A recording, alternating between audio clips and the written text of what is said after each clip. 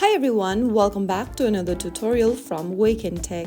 Today in this video, I'm going to show you how to buy a product on Etsy with a gift card. If you got an Etsy gift card and want to use it for your next purchase, then here's how you can apply it at checkout and buy items easily. First of all, launch open the Etsy application on your device and make sure that you are logged in.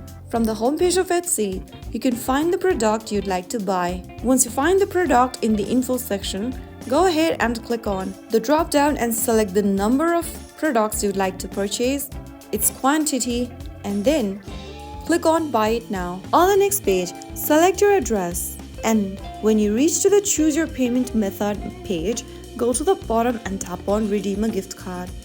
Enter the code instead of your payment method in the text box, and once you type down your code, click on the apply button. If the gift card balance does not cover the full order, you'll be prompted to pay the remaining amount using credit card, PayPal, Apple Pay, etc. After you do that, you can then tap on the apply button, and on the next page, you'll be able to confirm your order. So that is how you can easily use your gift card while buying a product on Etsy. If you found the video helpful, don't forget to like, share, and subscribe to our channel. I will be back again in the next episode. Thank you for watching.